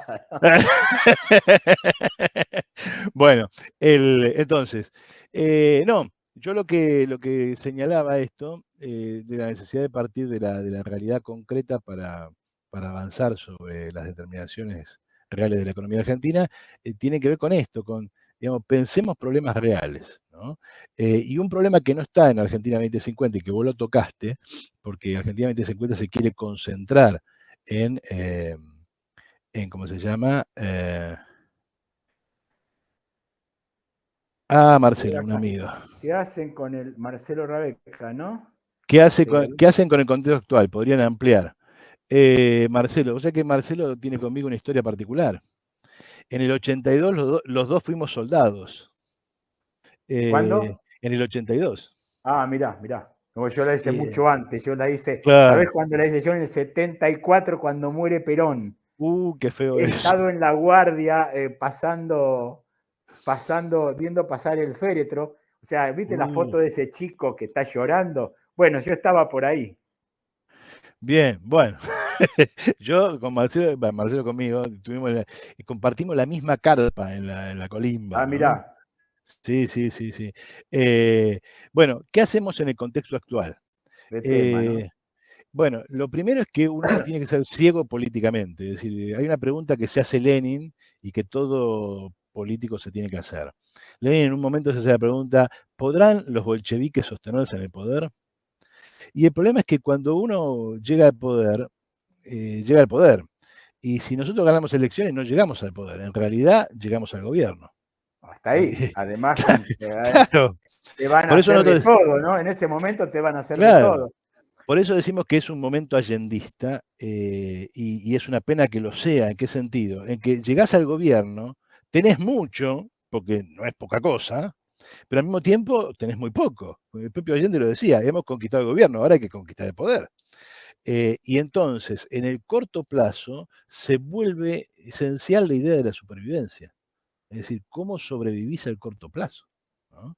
Y el punto es que para eso nosotros estamos pensando varias cuestiones. La primera es el proyecto de empleo generalizado de todas las masas desocupadas en el Estado, al cual después le vamos a dar contexto productivo, es decir, no es simplemente venir que te vamos a dar una jubilación anticipada, ¿no? Vas a formar parte de la planta del Estado y vamos a empezar a trabajar. Pero que la gente sepa de entrada que las cosas que nosotros prometemos las hacemos. Acá al día siguiente hay desocupación cero. ¿Eso significa que va a haber un déficit muy grande? Sí, no te quepa la menor duda, que va a haber problemas de déficit fiscal, ese tipo de cosas, pero por lo menos estamos una base, porque empezamos a mostrarle a la gente que votó a alguien que cumple. Esa es la primera. Ahora hay una pregunta de Marcelo que acá dice el contexto actual, ¿no? O sea, ¿qué hacemos hoy? Está preguntando Marcelo, que es una pregunta bien, digamos, una pelota al ángulo, ¿no? Bueno, si me preguntás por el contexto Hoy. actual e inmediato, yo te diría primero afiliate. Marcelo creo que está afiliado ya. Porque hay un punto en el cual efectivamente hoy lo que nosotros podemos hacer es esto que estamos haciendo, divulgar, estamos en las calles tratando de mostrarle el programa a la gente, discutir, pero hay un punto que es objetivo, es decir, si vos no lográs llegar al momento electoral, en el supuesto caso de que no haya otro momento, digamos, ¿no? Como señalaba yo al principio antes de que vos entraras, esto se puede desbocar y el escenario puede cambiar radicalmente de la noche a la mañana. Y a mí me podría contento llegar al gobierno, yo o cualquier otra expresión de izquierda, en otro contexto más favorable, eso está claro. Yo estoy pensando en el contexto menos favorable, o sea, en el contexto en que llegás preso de las instituciones burguesas. Ahora, en el contexto actual, por lo menos para nosotros, o sea, generalmente es esta lucha contra el consenso El liberal. consenso liberal. Pero para nosotros es lograr llegar a las elecciones, y eso para nosotros significa afiliación. Significa afiliar gente. No está fácil porque hay normas nuevas que hacen las cosas difíciles, no te entregan las cosas, no te entregan el papel, por ejemplo, para afiliar a la gente. Pero los que creen que este programa tiene alguna posibilidad de entrar a la discusión, tienen que resolver los problemas prácticos, porque hay un punto en el cual si no resolves ese problema práctico, todo lo demás está muy lindo, pero no pasa de esto, no pasa de una charla, no pasa de un instrumento de difusión que después en algún momento la gente dice, bueno, pero ¿dónde está tu boleta? ¿Dónde te voto? ¿Dónde hago algo por vos? ¿Se entiende? Eh, entonces, darle la mayor difusión, afiliarse y afiliar, participar. Y sobre todas las cosas, participar de la construcción del programa. Es decir, acérquense, vengan, démosle contenido, porque a medida que la gente va encontrando contenido, la gente se va entusiasmando.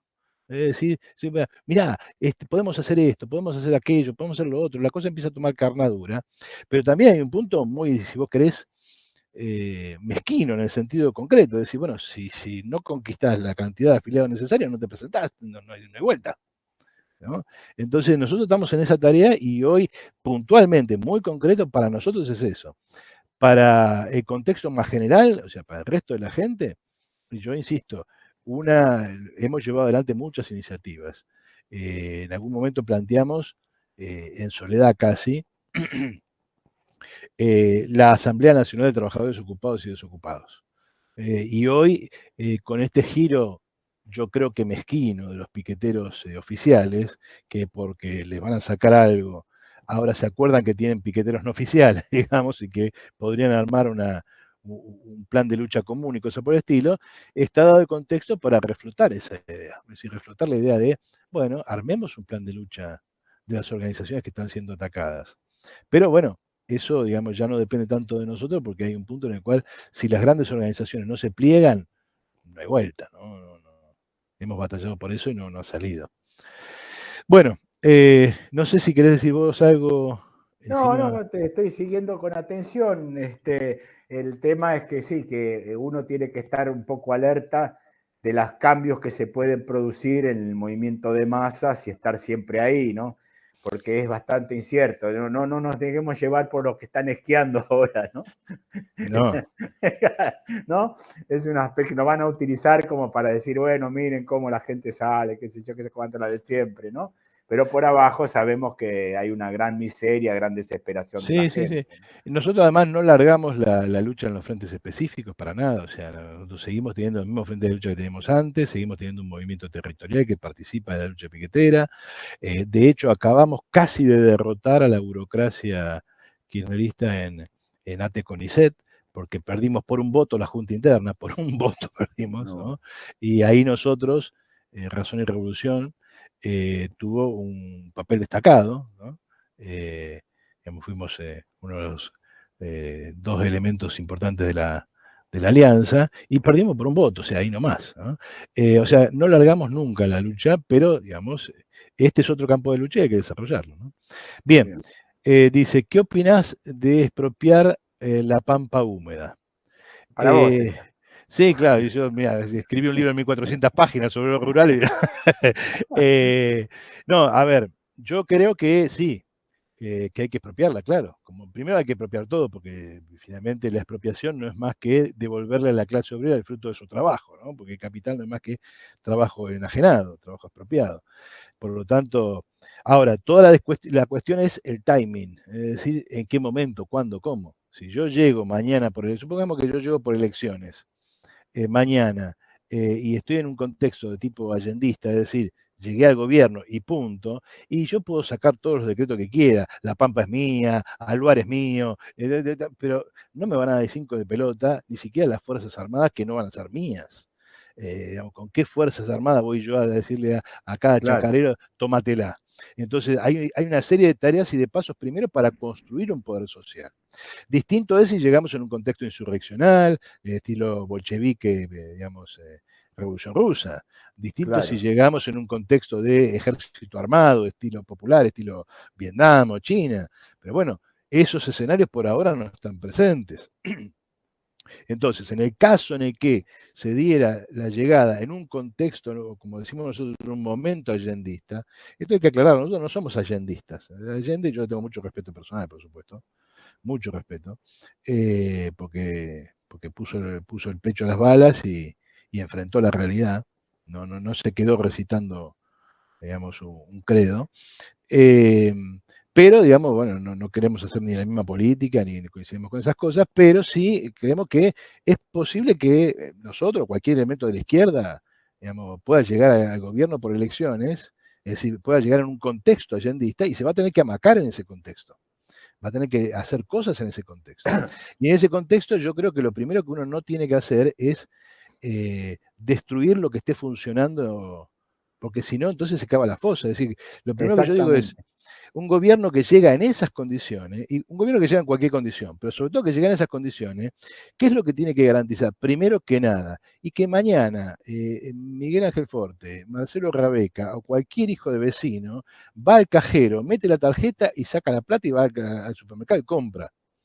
Porque si vos no garantizás eso, olvídate, desapareces a los 3 días. La misma gente que te votó te va a echar. Claro, ¿Por qué? Porque yo no te voté para que me mates de hambre. ¿Se exactamente. entiende? Entonces, hay que ser cuidadoso con eso. ¿Sí? Si llegáramos en un contexto de cierta debilidad como el que señalo, entonces, sí, la pampa hay que expropiarla. Vamos a ver de qué manera y cómo. No va a ser la primera medida y no va a ser la medida más importante en el principio. Por otro lado, hay formas y formas de expropiar la pampa. Hoy, si uno quisiera expropiar la pampa, no precisa ni siquiera del socialismo, basta con ejecutar las deudas del Banco de la Provincia de Buenos Aires, ¿no? Ejecutar las deudas de los chacareros del Banco de la Provincia de Buenos Aires te queda con media pampa. Con lo cual, digamos, ese es un tema complejo. Como criterio, sí, una sociedad socialista tiene que tener, digamos, tiene que expropiar, y sobre todo en la Argentina, su principal fuente de riqueza, que es la pampa. Según cómo lleguemos, lo haremos. Preguntas.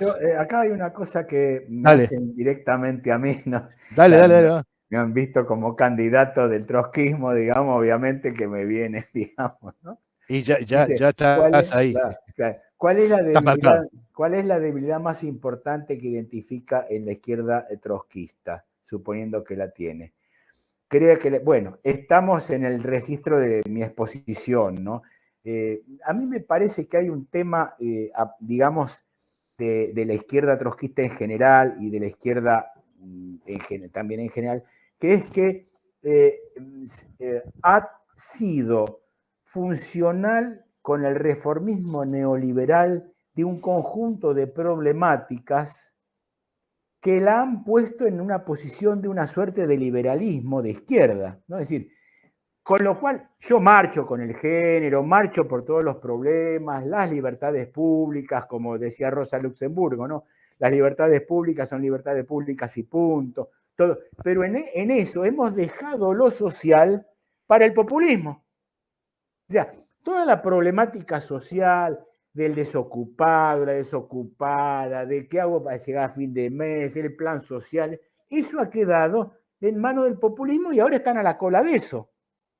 Este es lo lamentable. Yo creo que la debilidad es haber dicho, por un lado, hacerse cargo de toda la cuestión que tiene que ver con la problemática de las libertades públicas, que es muy valioso, pero eso se ha quedado deteriorado todo lo que tiene que ver con la problemática de la clase obrera, digamos, y las reformas sociales, digamos. Yo creo que ahí está un punto débil, ¿no? O sea, ha terminado siendo un poquito lo que dice ese libro de Stefanoni, ¿no? ¿Por qué la derecha es rebelde, ¿no? O sea, son todos los temas que la derecha lo incorporó también en algún sentido, ¿no?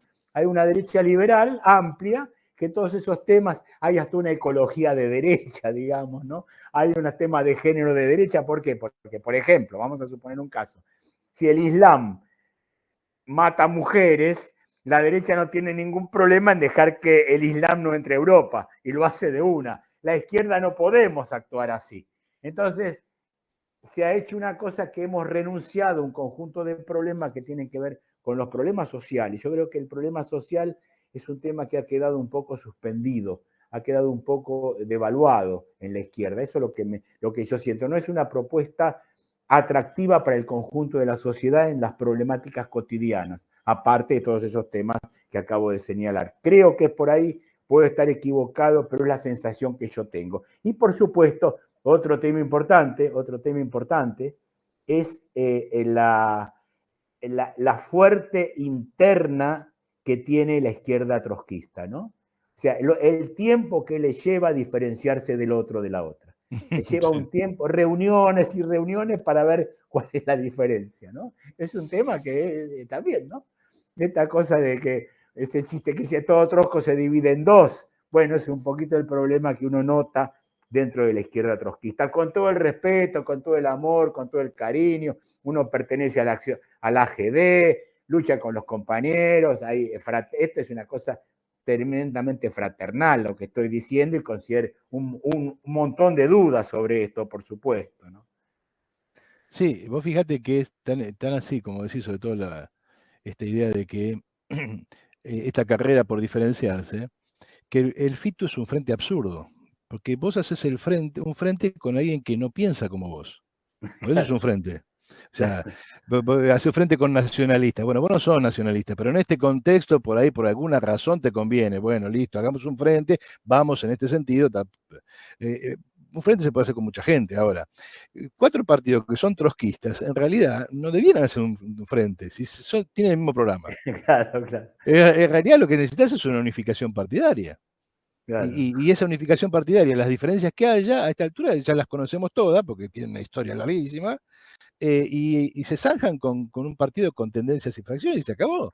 Un poco lo que dice el compañero Bonavena, la izquierda se tiene que achicar. Y en parte Claro, hay una racionalidad fuerte en esa afirmación de Pablo, ¿no? claro, y la idea de que hay una cantidad de sellos absurdos que, digamos, que de gente muy valiosa, porque yo lo digo siempre, Absolutamente, porque absolutamente. uno puede estar en desacuerdo, a veces uno se enoja con uno, con otro, Gente muy pero valiosa, obviamente. Pero es una gente muy valiosa, pero digamos, si nosotros no podemos armar una sola lista sindical en todo el país, bueno, entonces algo estamos haciendo muy mal. Y Si sí, nosotros, evidentemente. si nosotros en un campo tan elemental como el campo sindical, porque el campo sindical, bueno, ¿cuántas cosas hay para ponerse de acuerdo? No hay muchas. El campo sindical es el campo más elemental, así que no podemos presentar una sola lista en todo el país, la roja, y la roja es la lista de la izquierda, o por lo menos de la izquierda trotskista. Bueno, entonces acá hay un problema serio. ¿Y cuánta fuerza social estamos perdiendo por eso, no? ¿Cuánta fuerza social? Hay después preguntas. Que se me pasé un poco de largo, pero dice Leo Kashmir. ¿Hubo un giro en R&R al lanzar vía socialista? O sea, lo que propone es una vía pacífica al socialismo. ¿Por qué No, reivindicar la vía pacífica? yo no la veo tan así. Bueno, después contestás vos, ¿no? No, Pero no, no. la impresión que yo tengo es que, digamos, va a depender todo de la coyuntura. Es decir, que no es una vía determinada, es lo que yo entendí del texto, ¿no? No hay una vía. Es más, lo pusiste al comienzo vos. El tema es que hoy lo que tenemos son las elecciones burguesas. El día Entonces, que bueno, uno puede elegir el campo de lucha es porque está en una posición privilegiada. O sea, absolutamente, en la teoría de la absolutamente. guerra, el que elige el campo es el Claro, que gana, es el que claro, tiene el poder, claro. digamos. Bueno, lo que decía Weber, ¿no? La guerra es un acuerdo que haya guerra, digamos. Claro, hay un punto en el cual, digamos, por ahí con Pablo podría explicarlo mucho mejor, Sí, la dada verdad su que sí. capacidad para eso, pero Exactamente. cuando uno puede elegir el terreno en el que va a luchar es porque uno tiene una ventaja estratégica muy notable. Digamos, y hoy la ventaja estratégica notable, el poder lo tiene la burguesía y ellos eligen. Hay elecciones porque a la burguesía le conviene que haya. Y Absolutamente. ese es el terreno. Bueno, cuando Bueno, haya en otro terreno. realidad, nuestra democracia es cuando la clase dominante comprendió que era mejor. Claro, obvio, pero es así. Eso lo sabemos, Entonces, ¿no? hay un punto en el cual es algo que uno no elige, es lo que está. Uno, en todo caso, elige si uno puede elegir en determinado contexto no ir a elecciones porque hay una trampa muy evidente, por muchas razones, pero hay otro momento en el cual no tiene otra opción, es lo que hay. Y yo ahí sobre el tema de la vía, yo me he ganado muchas enemistades por el tema del pacifismo. Yo siempre he dicho lo mismo, yo no soy pacifista. Lamentablemente no soy pacifista, tampoco soy fanático de la violencia porque, digamos, uno puede hacerse mucho de guapo por Facebook, pero después andar con un chumbo en la mano. Hay Yo, que andar. claro, yo recordaba cuando estaba con Marcelo ahí en el contexto de guerra de Malvinas, tuvimos la suerte de no tener que ir al combate directo, pero hay que estar con un fusil en la mano y que alguien te venga a matar y que vos tengas que matar a un ser humano. Guarda que no. Nosotros editamos en la Biblioteca Militante un libro que se llama La astilla, de Vladimir Sasulich. Mirá, si edité ese libro no me acuerdo el nombre del autor. Ahora me voy a acordar. Zazubrin. Zazubrin. ¿Y la astilla qué es? Es una apología de la Checa. Y vos decís, ¿pero cómo puede ser eso? Claro, pero la Checa de Lenin es una organización que tiene la obligación de enfrentar el terrorismo real en el medio de una guerra civil. ¿Y qué dice Zazubrin? Menos mal que hay gente que se anima a hacer estas cosas, porque yo no me animo. ¿Y por qué no me animo? ¿Por qué? Porque nosotros estamos criados por el pacifismo. O sea, nosotros somos socialistas, no queremos matar a nadie. Nosotros somos socialistas, reivindicamos la vida. El problema es que la lucha de clases nos pone muchas veces en lugares en los cuales no queremos estar. Yo no quiero matar a nadie. Absolutamente, claro. ¿Entendés? Lenin tuvo un atentado contra su vida y no tomó ninguna represalia. ¿Entendés? Entonces, hasta que los bolcheviques entraron en el círculo de, bueno, después eso se desmadró y eso es uno de los problemas de la historia real, ¿no? De lo que uno no elige, que en un contexto extremadamente violento, finalmente la violencia se transforma en otra cosa y se olvida el objetivo y quienes toman el poder son gente que tiene otros objetivos y la violencia ya es algo que le sale naturalmente y con muchas ganas, digamos, Stalin, ¿no? Pero no es algo que uno busque. Yo no quisiera llegar a eso. Insisto, yo quisiera llegar del modo más pacífico posible, pero no soy pacifista. ¿En qué sentido? No soy pacifista en el sentido de que digamos, yo soy historiador, no conozco ejemplo histórico de eso. Entonces, cuando alguien me diga, no hay conquista del poder, hay conquista del poder de modo pacífico, bueno, que me lo demuestre, yo no tengo ningún problema, lo voy a aceptar felizmente. ¿Sí? Ahora, eh, el problema es el concepto de vía. Yo en eso soy muy leninista. Lenin no tiene ningún concepto en la cabeza, no tiene ninguna estrategia, no tiene ninguna vía. Lenin examina la situación concreta, el análisis concreto de la situación concreta. Lenin tenía una perspectiva acerca de la Revolución Rusa. Lenin se mandó un libro de casi 1000 páginas, El desarrollo capital en Rusia, para demostrar que se podía hacer el socialismo, y sacó una conclusión, la democracia de obreros, ¿cómo se llama? De obreros y campesinos. Vino Trotsky, que en 5 líneas había sacado con Parvus la idea de la revolución permanente, y Lenin la vio ahí en el proceso y dijo, esta es. Y abandonó todo lo anterior y se plegó a esa. ¿Por qué? Porque el tipo no tiene una estrategia. Eso es un error. Claro, que no sabemos muy bien cómo es la cosa. Los Claro, socialistas no sabemos cómo va a ser. no lo sabe nadie, el proceso no lo sabe nadie realmente. Porque vos fijate cómo, por eso yo digo que a veces que la izquierda suele ser religiosa. Reificamos una experiencia histórica, la revolución bolchevique, pero Rusia no existe más.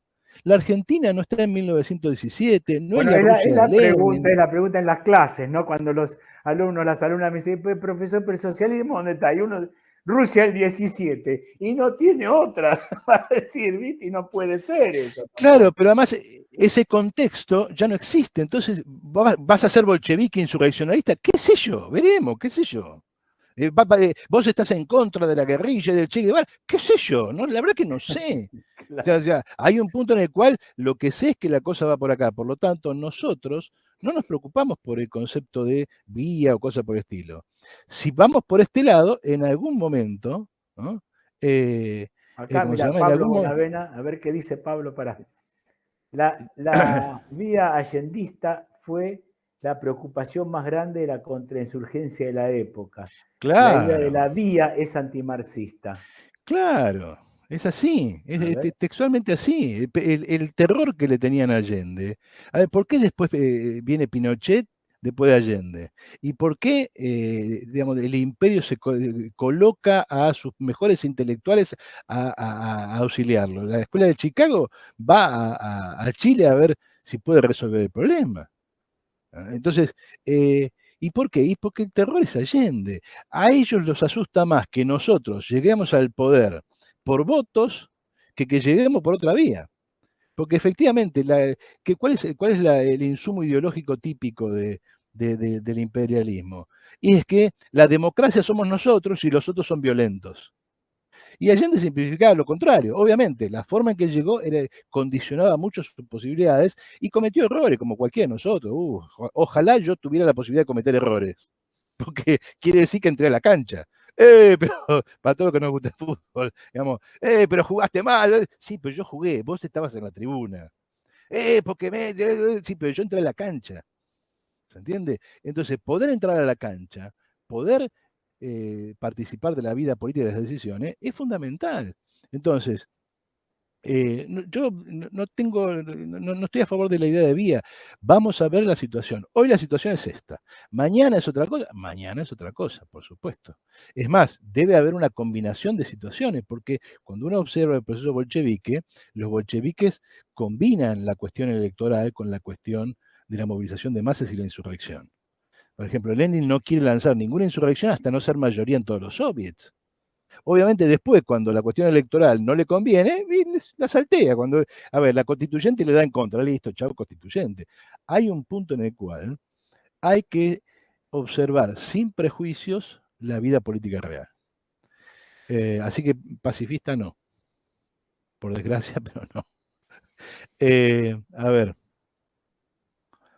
muchas comunidades luchan para proteger el ambiente y son apretadas, reprimidas. No son hippies del bolsón, aunque la mayoría de las veces lo hacen desde una convicción ambientalista despolitizada y para nada clasista. ¿Qué hacemos entre el extractivismo depredador, el avance del capital inmobiliario y la oposición a casi todo? ¿Qué proponemos como modelo socioambiental? ¿Querés decir algo sobre eso, Miguel? Bueno, lo que pasa es que esa escena es un problema, ¿no? O sea, es un gran problema. Por supuesto que yo soy de los que consideran que el equilibrio ecológico es fundamental para la supervivencia de la especie, en definitiva. Y uno de los grandes temas es, quizá sea de revolucionario también apretar, como dice, tirar del freno de mano en el tren, como dice Benjamin, ¿no? Probablemente sea un parate al tipo de desarrollo capitalista que se está produciendo. Pero para eso hay que también, como eso es una cosa que da trabajo, el desastre ecológico, es otro problema que surge, ¿no? ¿Cómo haces para un desarrollo ecológico que dé trabajo? Bueno, todas estas cuestiones que son producto, cosas de debate, que no es una cosa que se puede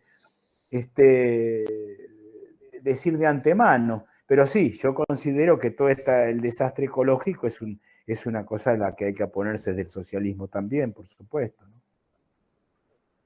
Sí, ahí, mira, obviamente repitiendo lo que vos señalás, yo estoy convencido de que una sociedad que no se asienta en un medio ambiente que no es sustentable es absurdo. O sea, la idea de sustentabilidad es elemental. Si no es sustentable, digamos, no vivimos. Ahora, sustentable quiere decir también económicamente. Sustentable quiere decir comida para todos, trabajo, etcétera, etcétera, etcétera. Por lo tanto, ahí hay una ecuación compleja, ¿no? Bueno, Ahora, la pregunta de a eso claro, estamos. es una cuestión compleja. Y sobre todo, hay que resistir a la propaganda imperialista ecologista. ¿Qué quiero decir con eso? Para muchos países, y eso se vio hace muchos años, pero para muchos países es muy fácil decir hay que tomar medidas de tal o cual tipo. Y de esa manera se impide el desarrollo económico de muchos países con argumentos de tipo ecologista, ¿no? Eh, yo recuerdo una vieja polémica sobre, creo que se llama el Club de Roma, que era una organización, digamos, que sostenía que había miseria porque la gente, porque había mucha gente, y salió un libro, un tal Midos, que se llamaba El fin del crecimiento o algo así. Claro, y proponía una serie de medidas que eran, digamos, no sé si fácil de tomar para los países centrales, pero para los países subdesarrollados era como, quédense en la miseria que están porque así son más ecológicos, ¿no? No desarrollen industria, ¿no? Claro, vos que la tenés, querés que nosotros no la desarrollemos. Entonces, primera cuestión es esa, no hay que ser ingenuo acá. En el campo de la ecología juegan todos. O sea, juega la izquierda, juega la derecha, juega el imperialismo, juegan todos. Buena parte de la crítica a los transgénicos, por ejemplo, es la crítica de la burguesía agraria francesa, que sabe que si la soja o el campo argentino y brasileño entran en el mercado común europeo, se acabó la agricultura francesa. Y entonces buena parte de la propaganda ecológica francesa viene por ahí. No viene por el cuidado del medio ambiente, sino por los intereses de la burguesía francesa. Que se pelean con los alemanes porque dicen, bueno, mirá, ahí tenemos alimento más barato. Entonces hay todo un debate, ¿no? De sacrificar o no sacrificar a una fracción burguesa. Pero con respecto a los compañeros que están luchando, que es la pregunta que hacía acá el compañero Sí. Emanuel, nosotros distinguimos los hippies del bolsón, es una frase mía esa, los hippies del bolsón, que son en general gente que muy alegremente señala cosas que son, digamos, insostenibles y además con cierta hipocresía. Es muy fácil hacer una marcha en Mar del Plata, ¿no? En vacaciones. Ahora, el mismo partido que hacía un escándalo enorme, no lo voy a mencionar porque no quiero entrar en ese tipo de discusiones ahora, el mismo partido que hacía una propaganda enorme contra el petróleo en Mar del Plata y marchaba en pleno verano y qué sé yo, qué sé cuánto, cuando le tocó enfrentar las demandas de los obreros mineros de Jujuy, dijo exactamente lo contrario. Y ahí se acabó la crítica a la megaminería. Entonces, ¿cómo? ¿Somos Bueno, es un favorables? tema, es una ecuación compleja lo que vos No, dijiste. claro, es una ecuación compleja. Viene por Entonces, cuidado a medio los ambiente. compañeros que están luchando genuinamente, como dice Emanuel, no a los hippies del Bolsón, sino a los compañeros que están luchando, lo que yo creo es que hay que hacer es lo que intentamos nosotros, propaganda clasista. Bueno, es una pregunta muy genérica en el sentido que no afecta solamente a los obreros de la salud, ¿no? A los obreros del campo de la salud lo que le decimos es lo mismo que le decimos a todos los obreros. Luche en su lugar de trabajo, luche políticamente en la calle y desde una organización política intervenir políticamente. Ahora, si nos referimos al campo de la salud, ahí tenemos una serie de problemas que hay que resolver en términos técnicos, es decir, hay que efectivamente proponer mejoras técnicas, pero un problema central de ese campo es la enorme dispersión, la fragmentación del campo de la salud. Vos no tenés un sistema de salud, tenés 3 o 4 sistemas distintos, muchas veces competitivos entre sí, que se pelean entre sí, excluyentes entre sí. Hay todo un problema gigantesco con las obras sociales. Las obras sociales, digamos, hay que dejar de romantizar las obras sociales. La idea de que las obras sociales las manejan los trabajadores y ese tipo de cosas, no es cierto eso. Las obras sociales, hoy por hoy, son en general fuente de ingreso para fracciones de la publicidad farmacéutica, del sector ligado a la salud y cosas por el estilo. Con lo cual, nosotros proponemos ir a un sistema centralizado de salud nacional, o sea, la misma salud para todos en todos los lugares del país. ¿No? Obviamente, no vamos a llegar mañana y vamos a decir, bueno, a partir de ahora hay salud para todos. No, no es así. Pero sí, el esquema al cual vamos es ese. Basta de medicina privada, y basta de medicina privada quiere decir basta de medicina privada, incluyendo las obras sociales que son medicina privada. Vamos a un sistema nacional de salud, generalizado, de calidad para todos. Obviamente, vamos a prohibir las cosas, podemos ofrecer cosas, ¿no? El día que, digamos, Bueno, eso se ve en todo el libro, ¿no? Esa transición se ve en todo el libro, digamos. Esa convivencia con una economía mixta, como llamás vos, ¿no? Esta cuestión claro, que va a llevarnos un gran tiempo, vamos a plantear, decirlo así, ¿no? Digamos, no se va a suprimir lo que está funcionando porque no podemos tirarnos contra nosotros mismos, en realidad sería la idea. claro, no, tiros en el pie, no, porque si Claro. no venimos para hacerle la vida peor a la gente, sino para mejorársela. Pero en el sistema de salud, por ejemplo, el simple hecho de mejorar las condiciones de operación del sistema público, que no haya más negociados con el PAMI, con las compras del Estado, que haya un sistema nacional de fabricación de vacunas, por ejemplo, de fabricación de remedios. El caso de la pandemia es muy interesante porque la Argentina perdió la oportunidad de tener un sistema farmacéutico de primer nivel. O sea, ¿cómo intervino la Argentina en el tema de la pandemia? A ver, Absolutamente. si Cuba podía tener una vacuna, ¿cómo no vamos a poder tener una Pero vacuna además nosotros? hay un montón de compañeros y compañeras trabajando en el tema, digamos, no es una cosa Es, que... no, exactamente. ¿Y cuánta plata le dieron a la gente con ese? $100.000. O sea, no alcanza ni para un café, para las No, es que bacterias, no digamos. hay un... Además, nosotros tenemos otro problema más que yo señalo generalmente en las discusiones, en las conversaciones. Hay una fractura entre el sistema político y el sistema científico en la Argentina. O sea, nadie Claro. recurre al sistema científico para resolver los problemas sociales en la política. Digamos, Pero vos fíjate que la política solo aparece visualizada como necesitas guita para tu subsidio de investigación, pero no con un proyecto de país que tenga que ver con la relación entre la política y la ciencia, digamos. bueno, acá había una pregunta de un tal señor Perrota, pero yo no la puedo ver. ¿La tenés, Juan? Acá, Bernardo Perrota dice lo siguiente, dice, vuelvo a hacer la misma pregunta. Está muy bueno todo lo que dicen. Gracias por lo que me corresponde. ¿Cómo harían para superar la restricción externa, exportando más? Sí. ¿Cómo sería la sustitución de importaciones para que no vuelva a fracasar? ¿Cómo harían para que los excedentes queden en el Banco Central? ¿Cómo sería el tipo de cambio? ¿Alto para tener superávit o bajo para tener salarios altos? Bueno, esto es para el 1050. Este es para el 2050. Va directo porque está por ahí.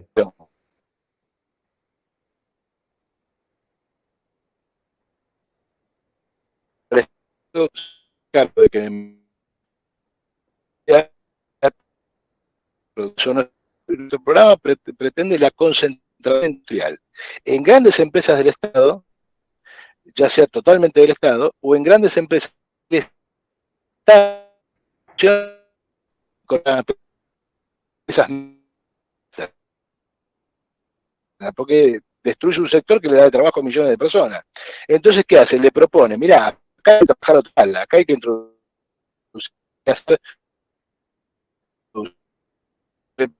mucho más una gran empresa estatal nacional de la cual vamos a, digamos, participar mixto, una parte del Estado, otra parte privada.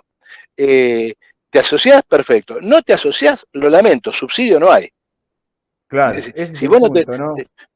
Porque yo plata no te la voy a regalar para que vos quieras, porque vos querés seguir siendo un pequeño burgués pyme. Ahora, si vos te asocias al Estado, yo te garantizo que tu propiedad la respeto en esta forma, en la forma mixta. Pero de esa manera alcanzamos una productividad más elevada. Eso, de alguna manera, responde a la siguiente pregunta. ¿Cómo sería la sustitución de importaciones? Porque si vos tenés una restricción externa y aumentar la productividad del trabajo, esa restricción externa se te soluciona. ¿Por qué? Porque vos salís al mercado y vendés más. O por lo menos competís en tu mercado interno. El problema de la sustitución de importaciones es un problema falso.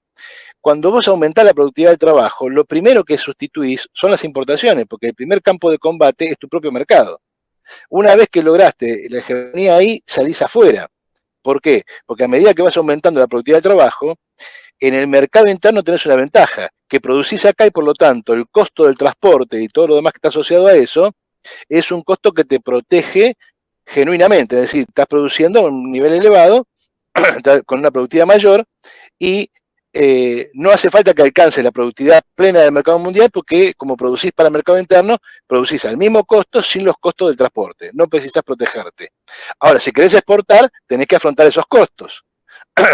La idea de una productividad creciente del trabajo mediante este mecanismo de concentración de la producción en pocas unidades productivas es lo que te va a resolver tanto la sustitución de importaciones como la restricción externa.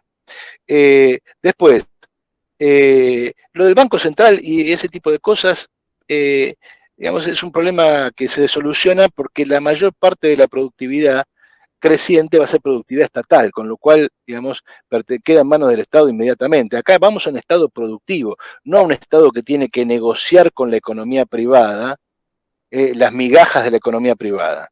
Obviamente, al principio ese Estado productivo va a tener un tamaño menor frente a esa economía privada y va a ir creciendo. Pero la idea es que crecientemente los ingresos del Estado son los ingresos del Estado productivo. Por lo tanto, todos los problemas del Banco Central, si liquidan o no liquidan las exportaciones, ese tipo de cosas se eliminan. Lo mismo con el tema del tipo de cambio. El tipo de cambio, cuando uno tiene una productividad elevada, se ubica solo, ¿sí? Entonces, el tipo de cambio tiene que corresponder a la productividad del trabajo, no hay forma. La forma de tener de salarios altos es tener una productividad del trabajo alta. Es decir, que tu trabajo valga mucho. El foco en la producción y el trabajo. Ese es Exactamente. O sea, los alemanes ganan mejor sueldo porque producen cosas más complejas, porque tienen trabajo más complejo. Menos trabajo para más productividad. Exactamente. Entonces, vos querés producir un obrero alemán, tenés que darle un montón de educación que al obrero argentino no se lo das. Porque no hace falta, porque no va a trabajar en las cosas que trabaja un alemán. Los sueldos van a ser correspondientes. Por eso nosotros decimos que esa idea de nos asociamos con China para reproducir, como quiere el kirchnerismo, la relación que tenía la Argentina con Inglaterra, pero peor todavía, Claro. para producir carne de cerdo, y bueno, entonces vas a tener los sueldos de la gente que manguerea los criaderos de cerdo, porque vas a producir eso. ¿Y cuál va a ser el salario de esa gente? Y miseria. Y Obviamente sería. centrales atómicas para los chinos, chancho para nosotros, digamos. Exactamente, y ese negocio es un negocio pésimo. Lo que es maravilloso es que el grupo que se dice nacionalista de izquierda es el que lo promueve, ¿no? Es fantástico eso.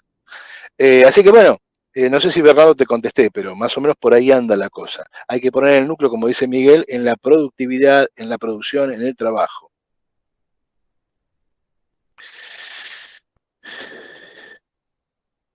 Dos preguntas. ¿Qué tarea desempeñan las juventudes 20, 30 años dentro del partido? Veo que la idea de juventud se ha extendido bastante, ¿no? 20, 30 años, todavía sigue siendo joven, bueno, puede ser. A ver, yo no estoy muy convencido de esa separación entre juventud y no juventud y una tarea particular de la juventud. Muy convencido no estoy. Para mí, digamos, esa separación no le veo mucha utilidad. Es cierto que hay problemas de jóvenes, que son específicamente problemas de jóvenes, pero los problemas de los jóvenes son problemas de todo el mundo, es decir, son los problemas de mi hijo, son los problemas de mis hijos, son los problemas de mis compañeros de trabajo, más jóvenes. No le veo una utilidad particular a tener una rama juvenil, ¿sí? Eh, Obviamente nosotros intervenimos en los frentes en los que se supone casi siempre te encontrás con jóvenes, por ejemplo, en los frentes estudiantiles, ese tipo de cosas. Y tratamos de que quienes están ahí, quienes dirigen esos frentes, tengan, digamos, la edad adecuada, no como esos partidos que tienen dirigentes juveniles que tienen 60, 70 años. ¿Se me está escuchando, Juan? Ah, bien. Porque yo conozco dirigentes juveniles del partido que digamos, tienen una edad ya, pueden pasar tranquilamente de la unión juvenil del partido a la rama geriátrica del partido sin transición, digamos, ¿no? Después, la de Diego Forte. ¿Qué tienen que decir con respecto a la educación en el ahora? Es decir, para ese mientras tanto hacia el 2050. Bueno, en la medida en que esto empieza a caminar, el pacto educativo se reconstruye. Es decir, acá Es el el punto, problema ¿no? fundamental de la educación no es el problema de pedagógico.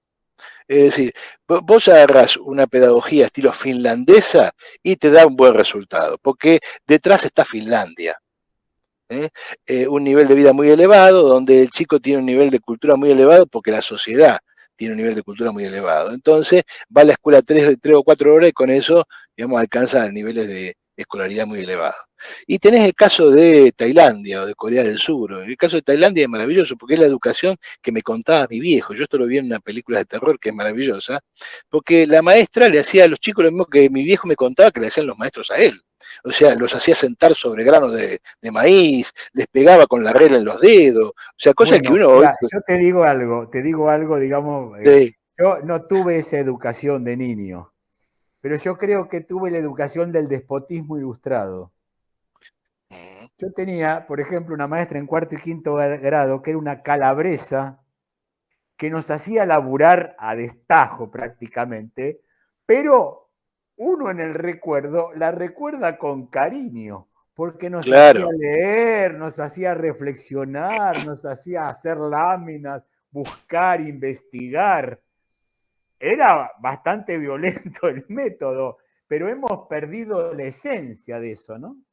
La esencia de enseñar y de aprender, que es una cosa que se ha corrido por el universo de las necesidades que son tan grandes en las escuelas, que se ha perdido un poco ese horizonte de aprendizaje, ¿no? Es lo que me parece para responder un poco a Diego. Que hay que tratar de retomar la idea de la enseñanza y el aprendizaje y mejorar las condiciones de trabajo de los docentes y las docentes argentinos, ¿no? sí. Quería señalar esto, Juan, Miguel, de que volver a la idea de la educación como un trabajo, es decir, como un esfuerzo. Esta idea de la educación, ¿cómo se llama? El árbitro este, siga, siga. ¿Cómo? Me sale el Lustó, pero no. La El árbitro siga, ¿cómo era? Lina, ¿no? El árbitro de la Molina, ¿viste? Que no cobraba nunca una infracción. Entonces la siga. Y bueno, ahora la educación es así, no repetís nunca mala nota, evaluación, y entonces, siga. Y en realidad son estafados porque no reciben ninguna educación. Mi terminando séptimo grado está yendo a una escuela pública que es una linda buena, esto es poner un enorme esfuerzo y eso es muy bonita. Pero la directiva es no le tomes evaluación. La directiva es no hagan pruebas escritas. La directiva es grados